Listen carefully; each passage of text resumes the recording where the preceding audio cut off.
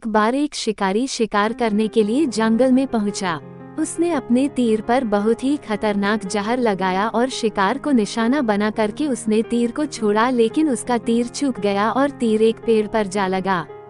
वह पेड़ बहुत ही हरा भरा और बहुत सारे तोते उस पेड़ पर रहते थे। जैसे ही वह जहरीला तीर उस पेड़ पर जाकर लगा, वह पेड़ धीरे धीरे सूखने लगा और उस पेड़ पर जो भी तोते रहते थे वह एक एक करके उस पेड़ को छोड़कर जाने लगे।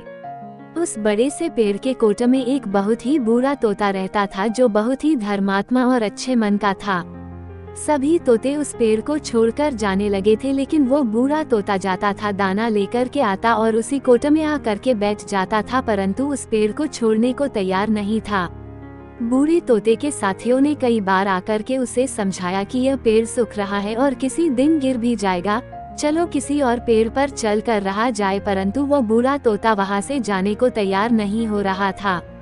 अब यह बात देवराज इंद्र तक पहुंची। उन्हें बताया गया कि एक तोता है, वो जिस पेड़ पर रहता है उस पेड़ पर एक जहरीला तीर लगने के कारण सूखने, गिरने और खत्म होने के कगार पर आ पहुंचा है, और एक बूढ़ा तोता अभी भी वहीं पर रह रहा है। वह दाना लेकर आता है और वहीं पर रहता है, जबकि उस जंगल में बहुत सारे पेड़ हैं, लेकिन वो उसी पेड़ पर रह रहा है। देवराज इंद्र प्रकट हुए और उस बूढ़े तोते से कहने लगे कि आप बहुत धर्मात्मा है, बहुत ही अच्छे मन के हैं, लेकिन आप इस पेड़ को छोड़कर किसी और पेड़ पर चले जाइए, क्योंकि यह पेड़ कुछ ही दिनों में गिर जाएगा। तालाब के पास में बहुत से बड़े बड़े हरे भरे पेड़ है, बड़े बड़े कोटा है, उन पेड़ों पर फल भी लगे हुए हैं, उन्हें वहीं पर तोड़कर खा सकते हैं, परंतु यहाँ से आप चले जाए।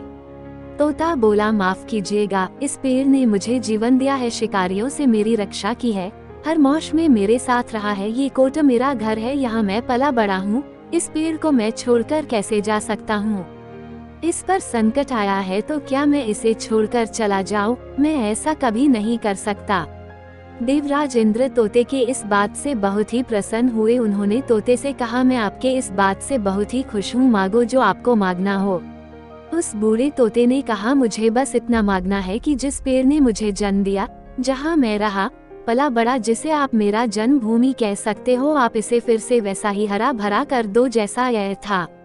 देवराज इंद्र ने अमृत से उस पेड़ को सिंच दिया और पहले की तरह हरा भरा कर दिया। अब वापस से उस पेड़ पर आकर के बाकी तोते रहने लगे। वह बूढ़ा तोता कुछ समय तक और जिंदा रहा, फिर उसकी मृत्यु हो गई और वह स्वर्ग में चला गया।